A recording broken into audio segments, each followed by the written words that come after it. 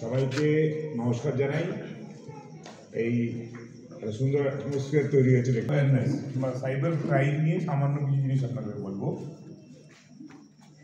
কিন্তু এটা চাইবো যে আপনারা যেন রিয়াক্ট করেন। মানে আপনারা আপনার কিছু বক্তব্য থাকলে বলুন, একজন বললে না সেটা ক্লাসের মতো লাগে, ভালো লাগে না জিনিসটা। আপনার কিছু বুঝতে অসুবিধা হচ্ছে কিংবা আপনারা বুঝতে পারছেন না, ধরতে পারছেন না জিনিসটাকে। প্রথম কথা বলি আপনাদেরকে, সাইবার জগৎটা বিশাল বড়।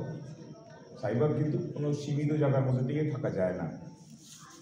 আমরা সাধারণত যেটা বলে থাকি, ল্যাপটপ, কম্পিউটার, মোবাইল, আপনার যে কোনো ইলেকট্রনিক ডিভাইসের থ্রু দিয়ে কিন্তু সাইবার ক্রাইম হয়। সাইবার ওয়ার্ল্ড বেসিক্যালি একটা সাইবার একটা জগৎ, একটা যে জিনিস আপনি দেখতে পারেন না চোখে, সেটাকে সাইবার বলা। যেটা ইন্টারনেট মাধ্যমে সারা পৃথিবীতে আমরা চলছে, সেটাকে সাইবার বলে। এই সাইবারের যেই মাধ্যমে কিংবা সাইবারের থ্রু দিয়ে যে ক্রাইমগুলো করা হয়, সেটাকে সাইবার ক্রাইম বলে, সাইবারযুক্ত অপরাধ। এই অপরাধের কোনো ডেফিনেশন হয় না। যেমন মারপিট হলো, একে অপরকে মারলো, খুন হলো, একজন আরেকজন ব্যক্তিকে খুন করে দিল, চুরি হলো, চোর বাড়িতে ঢুকলো কিংবা দোকানে ঢুকে চুরি করলো, সেটা 1:1 রিলেট, মানে একটার সঙ্গে একটা রিলেট। সাইবারে কিন্তু সেরকম করে আপনি কিন্তু চোখের সামনে কিচ্ছু দেখতে পারবেন না, কিছু দেখা যায় না। কেন কি, আপনি যে আপনার ফোনের দিকে আছেন, অপর দিকে লোককে কিন্তু আপনি চেনেন না। ছোট ছোট আপনাকে কিছু ইনসিডেন্টস বলি। সব থেকে আগে, যে কোনো জিনিস খুব যেটাকে সহজভাবে আপনার কাছে দেওয়া হচ্ছে কিংবা খুব কম পয়সা দেওয়া হচ্ছে, খুব লিউক্রেটিভ অফারে দেওয়া হচ্ছে, তার পেছনে কিন্তু একটা অভিসন্ধি থাকে। প্রথম হচ্ছে প্রলোভন। প্রতারকদের কাজ হচ্ছে প্রথম প্রলোভনে আপনাকে ফেলে দেওয়া। ফেসবুকে সবাই দেখেন, এখন তো মানে এটা একটা রোগ হয়ে গেছে, সবাই আমরা রিল দেখি বসে বসে কিংবা ভিডিও দেখি ফেসবুকে, প্রচুর ওর মধ্যে দেখবেন অনেক কিছু জিনিস দেখায়। সব থেকে আগে আপনাদের বলি,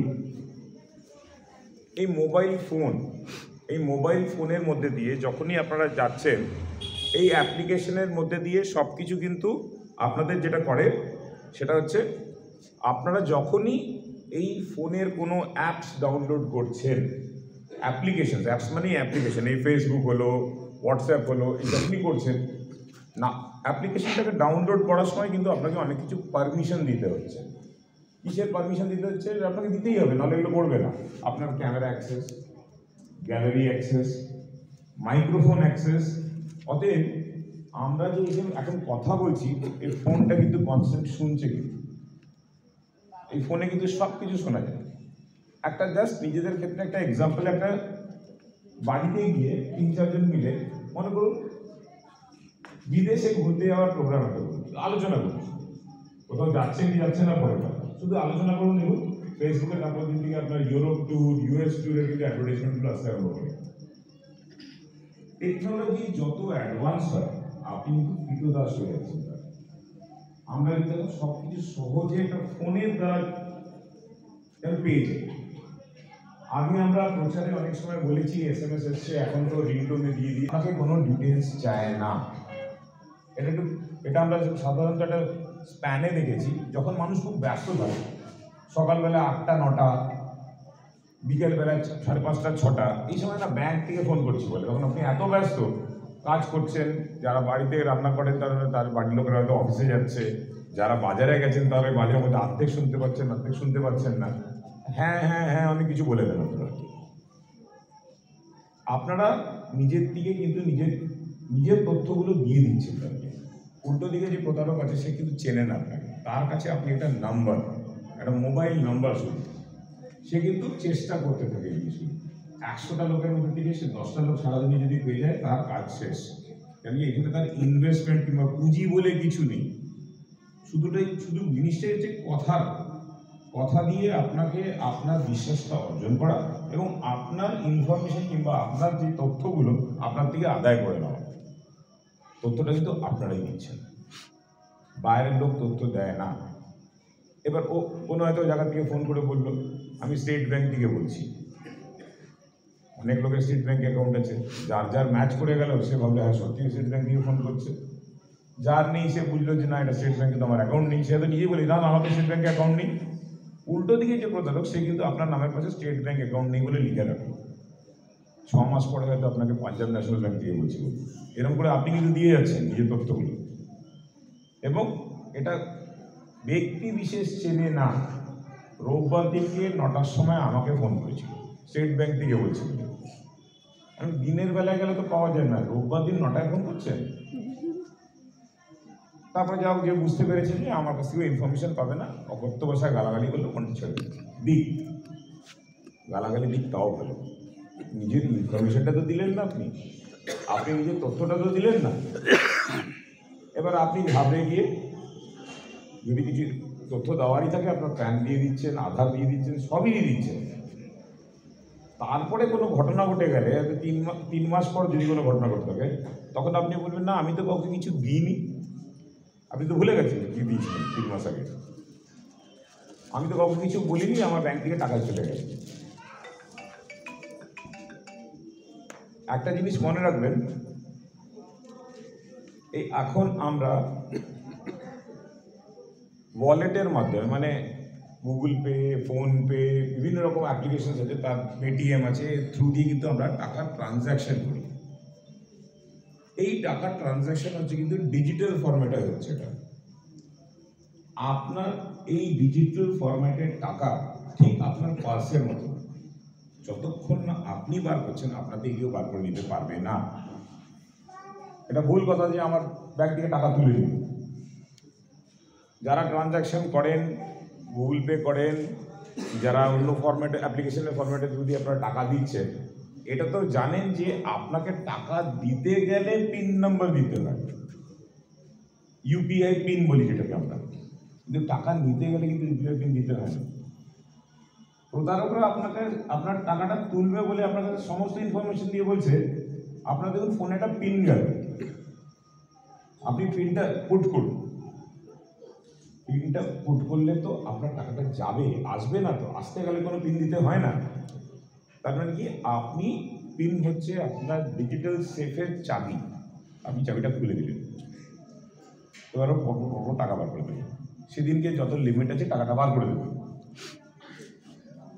আরেকটা জিনিস সবাই করে, মানে আগে হয়তো আমরাও করতাম, সাইবার জগৎটা বললাম না এমন একটা জিনিস খুব ছোট না। আশিসবাবু যেটা বললেন সেটা এইখান থেকে বসে করছে বলে কোনো ব্যাপার নেই। কলকাতা থেকে করছে, আপনাকে চেনে, পাশের পাড়ায় করছে কি আপনার পাড়ায় করছে তা না, রাজস্থান থেকে হচ্ছে। সিনেমা দেখেছেন, জামতারা দেখেছেন, যে সিনেমাটা ওয়েব সিরিজ, জামতারা থেকে আগে খুব ফেমাস জায়গা ছিল, দিল্লির থেকে হচ্ছে এবং বিদেশ থেকেও হচ্ছে। এক্ষেত্রে যেটা মেইনলি আপনাকে মাথায় রাখতে হবে যে আপনি যখনই কোনো কারোর সঙ্গে কথা বলছেন, কি কথা বলছেন আপনি একটুখানি বুঝে বলবেন। নিজের ব্যক্তিগত কোনো তথ্য কাউকে দেবেন না।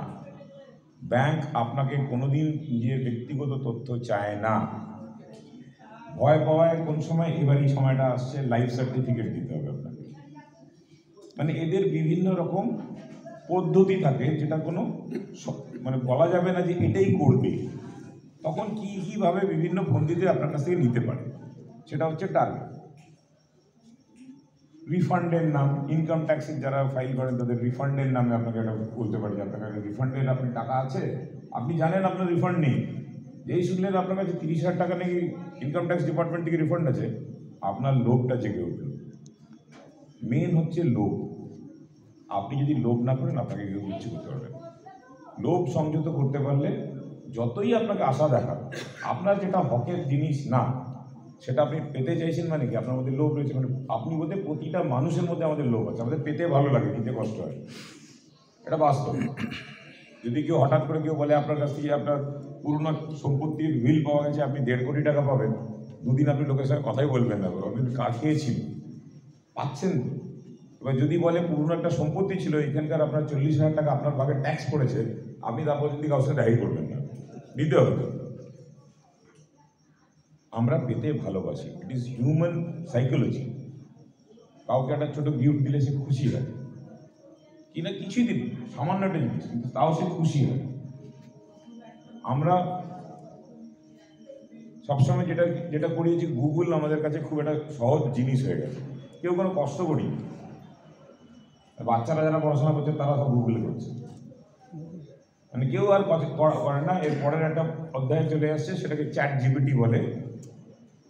যে হারে আমরা এই টেকনোলজির উপরে ডিপেন্ডেন্ট হয়ে যাচ্ছি, কিংবা আমরা নিজেদের কথা এখন এসে বাচ্চারা আর এখন নিজেরা লেখে না, চ্যাট জিপিটিতে লিখে দেয়, পুরো এসেটা বেরিয়ে চলে আসছে। তাতে কি হচ্ছে, আমরা কিন্তু আক্ষরিকতে শিক্ষিত হচ্ছি না, আমরা qualified as a degree holder হচ্ছি, কিন্তু আমাদের কিন্তু শিক্ষাটা হচ্ছে না। এই গুগল সার্চের কথাটা বলি, এটা একটা মারাত্মক জিনিস, সবাইরই লাগে এটা, অন্যান্য পারপাসেও লাগে। আপনার বাড়ির ফ্রিজটা দেখলেন হঠাৎ করে চলছে, বন্ধ হয়ে গেছে, আপনি কী করবেন? কাস্টমার কেয়ার বলে আপনার যে ফ্রিজের কোম্পানিটা আছে তাকে খুঁজবেন সাইটে, এখানে অনেকগুলো চলে আসবেন দেখুন। কোনো ফর এক্সাম্পল যেটা ম্যাক্সিমাম যেটা হয় ফ্রিজের ক্ষেত্রে স্যামসাংই বেশি আছে বাড়িতে মনে হয়, স্যামসাং কাস্টমার কেয়ার বলে আপনি গুগল গিয়ে টাইপ করলেন, প্রথমে চলে আসছে অনেকগুলো নাম্বার চলে আসছে, পরপর অনেকগুলো পরপর পেজ খুলছে, মোবাইল নাম্বার দেওয়া আছে। আপনার কী করলেন? ওই মোবাইলটা থেকে ফোন করলেন, ওটা কিন্তু সঠিক নাম্বার না। গুগলের পেজে যে কাস্টমার কেয়ার বলে কিংবা কোনো ইনফরমেশন দেওয়া হয়, সেটা কিন্তু পয়সা দিয়ে পেজের উপরে করা যায়, যে পয়সা বেশি দেবে তারটা প্রথমে আসবে। স্যামসাংয়ের যে কাস্টমার কেয়ার নাম্বার, এটা মোবাইল নাম্বার পেলেন, আপনি ফোন করলেন, সব ইনফরমেশন দিলেন, হ্যাঁ রেজিস্ট্রেশন করতে হবে, 199 টাকা দিয়ে, আপনি 199 টাকা দিয়ে রেজিস্ট্রেশন করতে গেলে ইন দ্য মিন টাইম আপনাকে লিঙ্ক পাঠাবে, একটা SMS একটা লিঙ্কে যখনই আপনি ক্লিক করছেন আপনার ফোন কপি হয়ে যাবে। কপি মানে কি? লোকে বলে হ্যাক জিনিসটা না, কিন্তু হ্যাক হয় সিস্টেমে হয়, মোবাইলে হ্যাকটা কিন্তু হয় না। আপনার এই ফোনটার মিরর কপি হয়ে যাচ্ছে ওর কাছে, দেখে মিরর বলি আমরা, কপি হয়ে যায়। যেটা একটা অ্যাপ্লিকেশন আছে, সেটা সবাই ডাউনলোড করতে পারেন free of cost, team viewer বলে একটা অ্যাপ্লিকেশন আছে। সেটা আপনি টিম ভিউয়ার অ্যাপ্লিকেশনগুলো আগে করা হয়েছিল, যারা অফিসে আছে বাড়িতে আছে একসঙ্গে দু জায়গা থেকে কাজ দেখতে পারবে, যে অ্যাকাউন্টেন্ট কী এন্ট্রি করলো, স্টকে কী এন্ট্রি করলো, কী আউট হচ্ছে, আপনি ওই সেম জিনিস কিন্তু দেখতে পাচ্ছেন। কারণ একটা সিস্টেম দুটো জায়গা থেকে অপারেট হচ্ছে, টিম ভিউয়ার। এবার আপনাকে যে একটা অ্যাপ্লিকেশনটা দিল, SMS এলো, যখনই আপনি ক্লিক করছেন, ওটা কিন্তু আপনি ভাবছেন আপনি ওই সাইটে ঢুকছেন না, ওটা আপনি কপি হলো প্রথমে।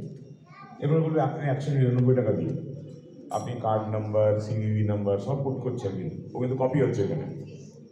এবং আপনি যেই নাম্বারের পাসওয়ার্ড দিয়ে পিন নাম্বার কিংবা UPI নাম্বার যখন দিচ্ছেন, সেটাও কিন্তু কপি হচ্ছে। ওই 199 টাকা দিয়ে দিলেন, বলে হ্যাঁ আপনার রেজিস্ট্রেশন হয়ে গেছে, কিছুক্ষণ পর আপনার কাছে একটা কোড যাবে, ওয়ার্ক অর্ডার যাবে, সবই কিন্তু আসছে, কিন্তু 1 ঘন্টা পর থেকে আমার টাকা বেরোতে হচ্ছে।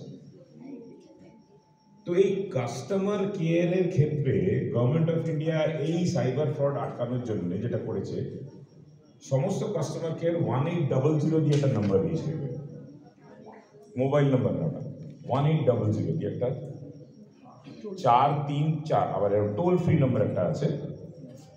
এছাড়া স্যামসাংয়ের সাইটে যাবে, LG সাইটে যাবে, হিতাচি সাইটে যাবে, সাইটে গেলে পর দেখবেন এখানে কাস্টমার কেয়ারের একটা অপশান আছে, ওটাকে ক্লিক করবেন। ওই ইনফরমেশনগুলোকে আপনাকে দিতে হবে, ফোন আপনাকে করতে হবে না, আপনি ফোন করবেন না কাউকে, ওইখানে ইনফরমেশনগুলো পুট করে দিলে আপনাকে ওরা যোগাযোগ করবে। কখনোই কোনো পেমেন্টই অনলাইন প্রেফারেবলি করবেন না, রেপুটেড কোম্পানি অনলাইন পেমেন্ট নেয় না, বলে আমাদের টেকনিশিয়ান ভিজিটে যাবে, টেকনিশিয়ান ভিজিট চার্জ 499 টাকা, তারপরে পার্টস যা চেঞ্জ হবে তার আপনাকে অ্যাডিশনাল দিতে হবে। তার মানে কি, আসবে যখন তখন আপনি ওকে ক্যাশ দিচ্ছেন। এবং জিনিস কেনার ক্ষেত্রেও আপনারা প্রেফারেবলি ক্যাশ অন ডেলিভারি সিস্টেমটাকে চুজ করুন। যেখানে আপনি দুর্বল হবেন সেই জায়গাটাই আপনি কিন্তু কম্প্রোমাইজ করে দেবেন। আমরা কিছু প্যাম্পলেট এরকম আপনাদেরকে সবাইকে দিয়ে দেবো, যেগুলো করা আছে আমাদের, যেগুলোর মধ্যে থেকে কি করতে হয় কি করতে নেই, ডুজ অ্যান্ড ডোন্টস যাকে আমরা বলি, সেগুলো এটার মধ্যে করা আছে। ছোট ছোট জিনিস আছে, এটা কিন্তু ফাইনাল না যে এর ছাড়া ক্রাইম হবে তার কিন্তু বলা যায় না। মেন কথাটা মাথায় রাখবেন যে আপনি ইনফরমেশন দিচ্ছেন, আপনি প্রতারককে কিন্তু ডেকে নিয়ে তার কাজটা, তার মানে উদ্দেশ্যটা কিন্তু যে করতে পারে সে, সেটা কিন্তু আপনি মদত দিচ্ছেন। আপনি বিপদ ডেকে আনছেন একটাই কারণ, লোভ। খাটবো না, নড়বো না, দেখবো না, সব যেন বসে বসে হয়ে যায়। পারলে ওই এসি, ফ্রিজ, টিভিটা যেন ওইখান থেকেই সারিয়ে দেয়, আর যেন আমাকে নড়তে না হয়। এখন তো নর্থ কলকাতায় কনসেপশনটা তাও কম, এখন ব্লিঙ্কিটও করেছে, মানে লোকে আলুটাও কিনতে যাবে না বাজারে, সেটাও দরজা চাই। মানে বেসিক্যালি আমরা যখন এই অ্যাপ্লিকেশন কিংবা এই ফোন ইউজ করছি না, এই জিনিস আমরা কিন্তু না বড্ড নির্ভরশীল হয়ে পড়ছি লোকের উপরে। নিজেরটা এখন আর বাজারে গিয়ে বেছে আলু কেনার কিন্তু আর লোক দেখে পাওয়া যায় না। যারাও যাচ্ছে তারা বলছে দিয়ে দাও, দিয়ে দাও, একটা দিয়ে দাও। সময় প্রতিটা মানুষের অভাব, এখন প্রতিটা মানুষ এখন দৌড়াচ্ছে জীবনে। এই ব্লাড ব্যাংক রিলেটেড কথা আসলে সামনে পারমিশন বলছি। ব্লাড সুগার কত? 110, তো হায়ার লিমিট 110। কবে হয়েছিল 110 লিমিটটা? কবে সেট করা হয়েছিল? জীবনযাপন কিন্তু তখন খুব সিম্পল ছিল। যারা সিনিয়র সিটিজেন আছেন তারা যদি কোনো কাজ করে থাকেন, খেয়ে দিয়ে সুন্দর বেশ শীতকালে রোদে আরামসে ট্রাম ধরলে কার্ডের ডিটেলস চাইবে না, কোনো কেওয়াইসি অনলাইন হয় না, কোনো ইনফরমেশন ফোনে দিয়ে ব্যাংকে আপনার কোনো কাজ করতে পারবেন না। লাইফ সার্টিফিকেট আপনি কিন্তু ফোনে দিয়ে হবে, তারও কিন্তু একটা অ্যাপ্লিকেশন আছে, ব্যাংকের একটা অ্যাপ্লিকেশন আছে, সেইখানে কিন্তু আপনাকে দিতে হবে, ইনফরমেশন দিতে হবে। এবার কিছু ধরনের ক্রাইম যেটা আপনারা এখানে কলকাতায় পান না, কিন্তু আপনারা যে হবে না সেটা গ্যারান্টি নেই। এটা হচ্ছে প্রত্যন্ত গ্রামে, যেখানে এটিএম এর ব্যবস্থা নেই, সেখানে কিন্তু গ্রাম সহায়ক বলে একটা কিন্তু সিস্টেম আছে। তাতে কি হচ্ছে, একটা লোক এবং টেবিল চেয়ার নিয়ে বসে থাকে, তার ড্রয়ারে পয়সা থাকে, অথরাইজেশন হচ্ছে ফিঙ্গারপ্রিন্ট, হাতের ছাপ দেয়, ওটা ম্যাচ করে যায়, ও পাস করে দেয়, ব্যাংক ওকে পরে পয়সা দিয়ে দেয়। এটা হচ্ছে গ্রাম সহায়কের একটা আরবিআইয়ের একটা রুল করে হয়েছে। আমরা এখন কিন্তু ফিঙ্গারপ্রিন্ট অনেক জায়গায় দিচ্ছি, এই ফিঙ্গারপ্রিন্টও আপনার কিন্তু কপি হতে পারে। প্রথমবার কোথাও গিয়ে ফিঙ্গারপ্রিন্ট দিলেন, হয়নি বলুন হাতটা মুছে রাখবেন, ফার্স্টবার কিন্তু হয়ে গেছে, ওটা আপনাকে বললে হয়নি। ফার্স্টবারটা কপি হলো, সেকেন্ডবারটা ট্রানজ্যাকশন হলো। যারা একটু অ্যাডভান্স লেভেলে কাজ করতে পারেন কিংবা এই সিস্টেমের সম্বন্ধে একটু জানেন, আপনি কিন্তু আধারকে লক করে রাখতে পারেন। আপনার আধার কিন্তু লক করা যায়, যখন দরকার তখন খুলবেন, 10 মিনিটের জন্য খুলবে, আবার ওটা লক হয়ে যাবে, অটো সিস্টেম আছে ওটা। এটা যারা পারবেন তারা করবেন, নাহলে কিন্তু যারা পারবেন না, অ্যাটেম্প করতে যাবেন না, দেখবেন অন্য কিছু গন্ডগোল হয়ে গেল, উল্টো কাউকে হয়তো ইনফরমেশনই দিয়ে দিলেন। আমাদের পুলিশের ক্ষেত্রে যেটা অসুবিধা হয়, আমরা আধার ভেরিফাই করতে পারি না, আধার ভেরিফিকেশনের কোনো জায়গা নেই। আমরা অন্য ইনফরমেশন ভেরিফাই করতে পারি। আরেকটা জিনিস যেটা বলার যেটা আছে যে কোনো ধরনের ইনসিডেন্ট ঘটে গেলে প্যানিক করবেন না, ঘাবড়াবেন না, যেটা হওয়ার তো হয়ে গেছে। আপনি ভাবছেন ফোন বন্ধ করে দেবো, আমার পয়সা বেরোবে না, কিছুই না, মেসেজগুলো আসছে না, টাকা কিন্তু বেরিয়ে যাচ্ছে। এর জন্যে আমাদের কলকাতা পুলিশের ওয়েবসাইটে গিয়ে একটা লিঙ্ক আছে, সাইবার রিপোর্ট সাইবার ক্রাইম, ওটাতে করলেও আপনি করতে পারেন, অথবা আরেকটা জিনিস আছে cybercrime.gov.in, এইখানে গিয়ে পুরো তথ্যটা স্ক্রিনশট, এগুলো সব ইনফরমেশন চাইবে, কোন নাম্বার থেকে কল করেছিল সেটা চাইবে, সেগুলো দিয়ে দিলে সঙ্গে সঙ্গে কিন্তু ব্লকিং আরম্ভ হয়ে যাবে। আপনি তার 1 ঘন্টা পরে যান, পরের দিন থানায় যান, কোনো অসুবিধা, ওটা পারলে ইমিডিয়েটলি করবেন, তাহলে ফার্দার ব্লক হতে থাকবে অ্যাকাউন্ট।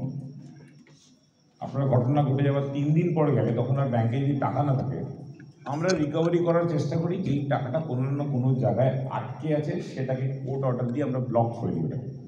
কিন্তু টাকা যদি এটিএম থেকে বেরিয়ে গিয়ে থাকে, সেটা টাকাটা ফেরত পাওয়া যায় না। বেশিরভাগ ক্ষেত্রেই দেখা গেছে এই টাকাগুলো ভিন্ন দেশ, মানে রাজ্য থেকে টাকাটা উঠে যাচ্ছে, এবং যেই ফোন নাম্বারের আগেনস্টে রয়েছে সেই ফোনগুলিও যাবে।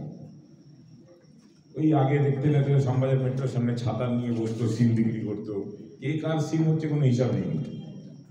আস্তে আস্তে এগুলোকে মানে গভর্নমেন্টের তরফ থেকে বিভিন্ন রুলস করা হচ্ছে, এরকম সিম বিক্রি করা যাবে না, ভেরিফিকেশন হবে না। এরপরে নেক্সট স্টেজে আসছে সিম কিনলে পরে পুলিশ ভেরিফাই করে রিপোর্ট না দেওয়া অবধি সিমটা অ্যাক্টিভেট হবে। সময় লাগবে, ওটা কারণ ওটা প্রসেসটা খুব লেন্দি। সাইবার ক্রাইমের যেটা হচ্ছে যে আননোন নাম্বার থেকে আপনারা অ্যাভয়েড করবেন কল রিসিভ করা। হোয়াটসঅ্যাপ কলেই বেশি আসে অথবা ভিডিও কলে আসে। এবার অনেক সময় হয় যে আমরা সবাই নাম্বার তো হয়তো সেভ করিনি, কোনো জায়গায় একজনের সঙ্গে পরিচয় হয়েছিল, সে নাম্বার ফোনটা ছাড়ার পরে কিন্তু এই ফোন নাম্বারটা নিয়ে আমি কিন্তু সাইবার ক্রাইম পোর্টালে থানায় বসে হলো কিন্তু ঘটনাটা, বাইরে থানাতে বসেই এসেছি কলটা, আমি কিন্তু সাইবার ক্রাইমের পোর্টালে গিয়ে ওটাকে আপলোড করে দিলাম, কমপ্লেনটাকে আপলোড করে দিলাম। এই কমপ্লেনগুলোকে আপলোড করতে গেলে কি হয়, অনেক সময় যে কাজাকিস্তান, ওমান, পাকিস্তান, চায়না এইসব যে নাম্বারগুলো দেখায়, এ কিন্তু এখান থেকে বসেই হচ্ছে, ভারতবর্ষ থেকে বসেই হচ্ছে। ওটাকে VoIP কলস বলে, ভয়েস ওভার ইন্টারনেট প্রোটোকল। এটা ইন্টারনেট দিয়ে ওই সার্ভারটাকে ইউজ করছে, ওমানের সার্ভার ইউজ করে করছে, এই জন্য আমার কাছে কিন্তু ওমানের নাম্বার হচ্ছে, ওটা কিন্তু ওমানের নাম্বার না, ওটা কিন্তু এখানকারই নাম্বার। এই হ্যাঁ, আরেকটা জিনিস বলার ছিল, ভিডিও কল আসছে আপনার কাছে। ভিডিও কলের ক্ষেত্রে যেটা দেখা যাচ্ছে যে আপনার ফোনটা ধরে নিন, ভিডিওটা তো অন হয়ে গেল। যদি আপনি শিওর না থাকেন যে ভিডিও কলের কি আসছে,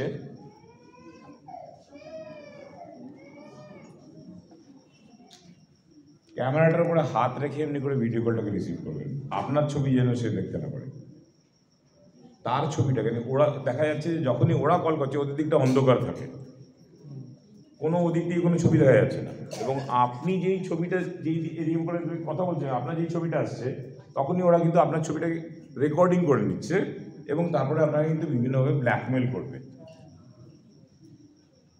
পারলে ভিডিও কল করবেন না আননোন নাম্বার থেকে। যদি কোনো কারণে ডাউট হয় যে না ধরে কে আছে জানি না, বুঝতে পারছি না, প্রথমে ক্যামেরাটার দিকে হাত দিয়ে দেবেন, তারপরে ফোনটাকে রিসিভ করবেন। আপনার ছবি যেন সে প্রথমে না পায়। যদি যেই দেখছেন কালো স্ক্রিন, কেটে দেবেন, ক্যামেরাটা থেকে কেটে দেবেন, কলটা কেটে দেবেন। বারবার ডিস্টার্ব করছে, রিজেক্ট লিস্টে ফেলে দেবেন, ব্লক করে দেবেন, আর যেন ডিস্টার্ব না করতে পারে আপনাকে। একবার দুবার করবে, তারপরে আর করবে না। ওদের অত সময় নেই, ওর ওই সারাদিনে মানে 8-10 ঘন্টার মধ্যে ওকে 100টা কল করতে হবে, তার মধ্যে থেকে ওকে মানে ওদের ভাষায় যেটা বলে, ওকে 10টা মুরগি খুঁজতে হবে। ওই 10 জনকে কাছ থেকে টেনে নিতে পারলেই ওর কাজ শেষ। এবার ডিপেন্ড করবে সেটা, যে বেশি ভয় পেয়ে গেল সে 5 লাখ টাকা দিয়ে দিল, যে প্রথমে একটু ভেরিফাই করছে সে 5,000 টাকা দিল। এটা এই ভুলটা কিন্তু ভাববেন না যে আমি কম জানি বলে কি আমার অত আইডিয়া নেই সাইবার ক্রাইমের বলে না।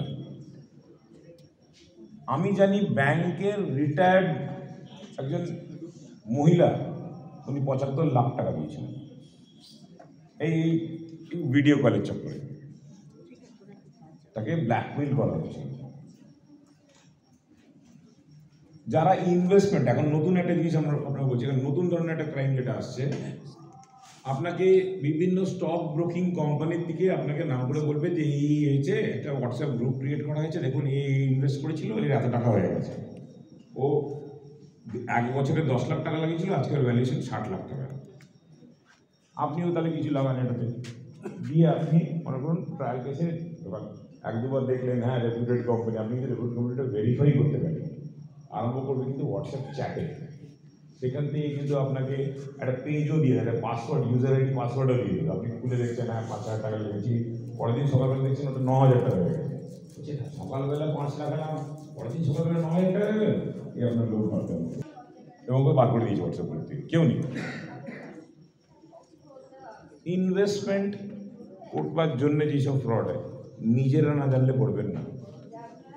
যদিও আমরা এখানে এখনো আমরা কেউ বিটকয়েনে যাইনি কিংবা ক্রিপ্টোকারেন্সিতে যাইনি, কিন্তু কোনো জিনিস যেটা ভার্চুয়ালি টাকা ঘুরছে সেটাতে কিন্তু বিশ্বাস করবেন না আপনি যতক্ষণ না নিজে শিওর যে আপনি কোথায় কার সঙ্গে ডিল করছেন।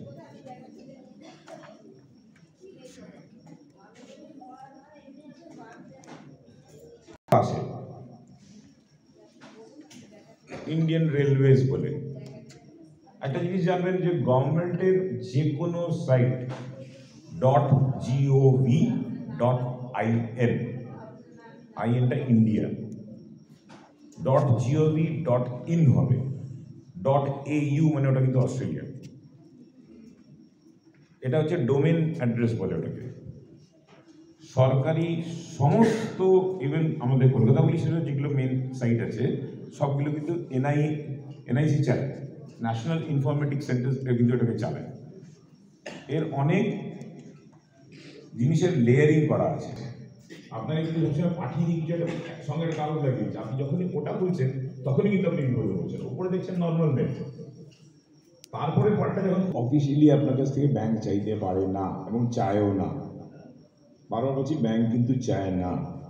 কোনো সমস্যা হলে বলবে ব্যাংকে এসে দেখা করবে, হতে পারে অনেক সময় কেওয়াইসি আটকে গেলে আপনি বুঝতে পারবেন কেওয়াইসি এসে জমা দেবে।